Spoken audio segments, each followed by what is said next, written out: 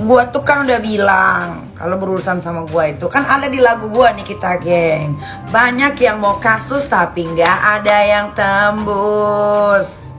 Gitu. Haters sibuk bercuit, Niki masih santai. Mending sibuk cari duit, vacation ke pantai. Gak beban, cause I'm a strong woman. Nikita, that's my name. Ingat itu, Nikita Geng, Nikita Geng, geng.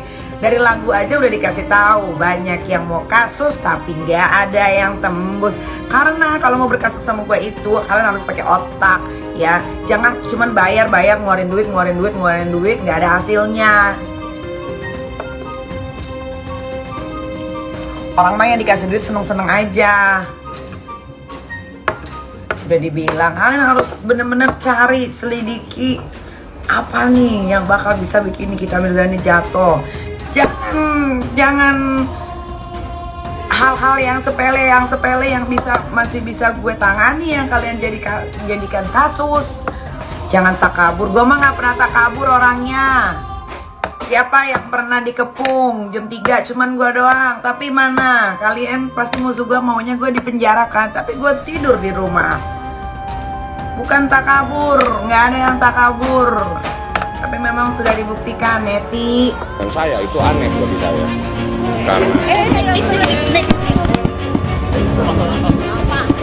Karena mundur dikit.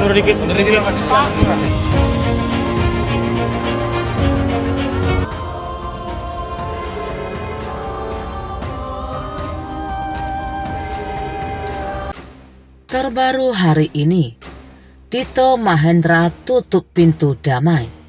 Pihak Nikita Mirzani beri jawaban menohok.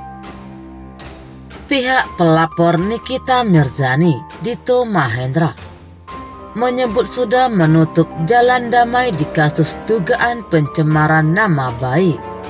Pihak Nikita meminta Tito Mahendra tak terlalu GR. Saya pengacara Nikita tidak pernah bertemu dengan siapapun. Perwalian pelapor. Kalau dibilang membahas masalah adanya perdamaian dengan siapa?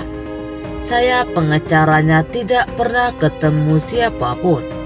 Ucap pengacara Nikita Mirzani, Fahmi Basin, saat dihubungi Minggu 30 Oktober 2022.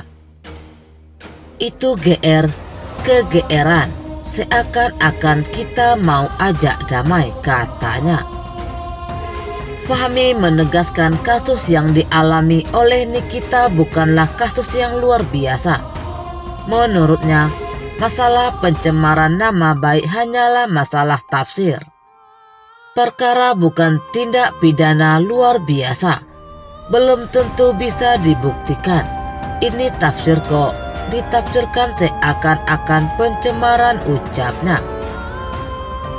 Apabila serangan kembali menjadi tahanan kejaksaan untuk 20 hari ke depan, 25 Oktober sampai dengan tanggal 13 November 2022 di Rutan Serang. Apa pertimbangan ditahan apa Pak?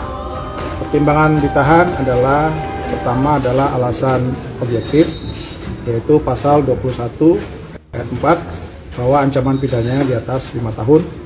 Kemudian alasan subjektif adalah pasal 21 ayat 1 KUHP mengatakan bahwa supaya terdakwa tidak mengulangi perbuatannya, terdakwa tidak melarikan diri, dan terdakwa tidak menghilangkan barang bukti.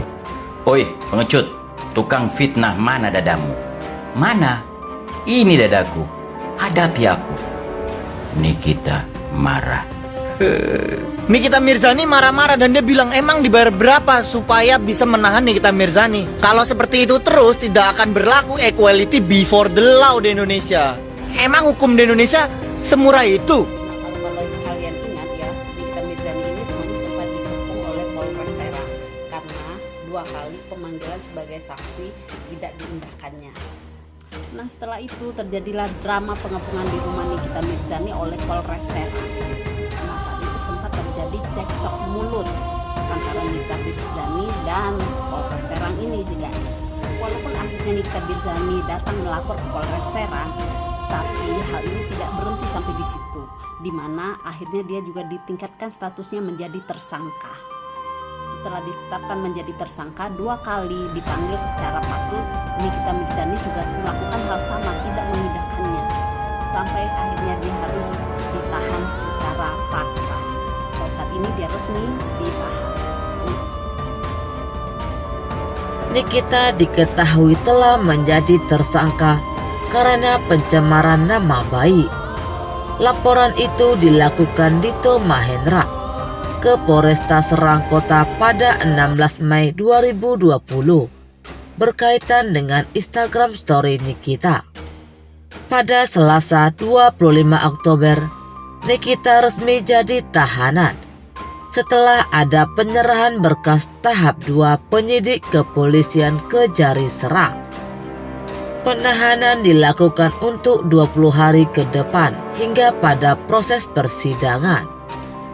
Di lain sisi, pernyataan pihak Dito. Pihak Dito menyebut penyelesaian kasusnya dengan pendekatan restoratif. Justik tidak akan pernah terjadi. Tapi pihak Nikita tidak hadir. Sekarang sudah tahap penyerahan tersangka dan berkas perkara Kejaksaan Negeri Serang.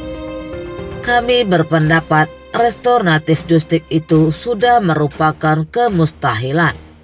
Artinya tidak mungkin lagi ada proses perdamaian, kata pengacara Dito. Yafet Rishi dalam konferensi pers melalui Zoom meeting pada Sabtu 29 Oktober. Yafet mengatakan ajakan restoratif justik dari pihak Nikita sudah terlambat. Pasalnya ketika kasus ini masih tahap penyidikan di Polres Serang Kota, pendekatan restoratif justik tidak digubris oleh pihak Nikita. Mengenai restoratif justik ini, sebetulnya sudah pernah diupayakan ketika masih proses penyidikan di Polres Serang Kota.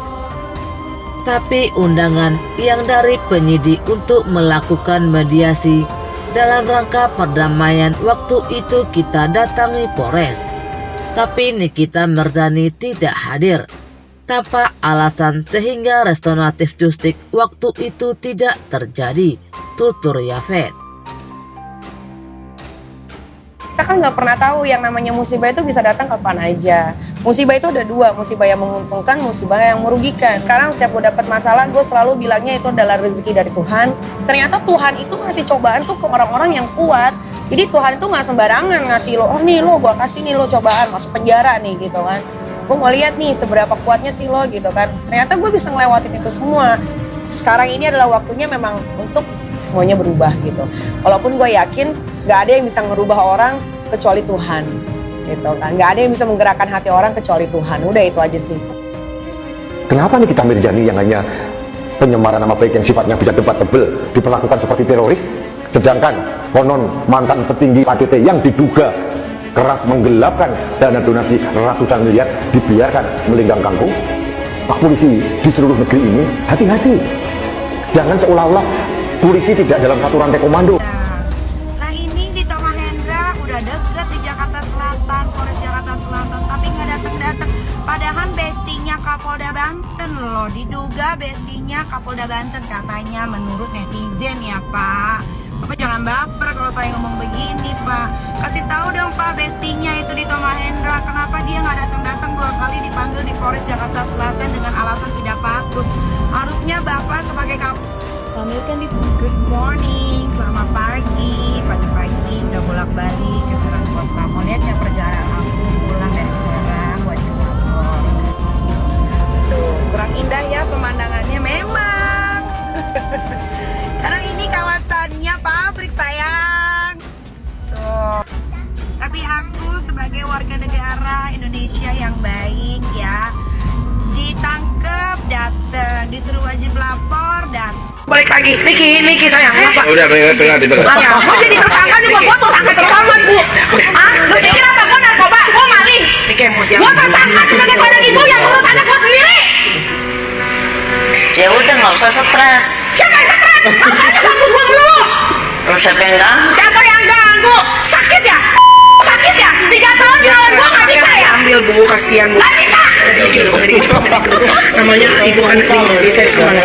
3 tahun lo ya. Udah. Kenapa lo jadi yang pertama bisa kabur? Lo tahu nggak? Lo saya kenalin ya orangnya.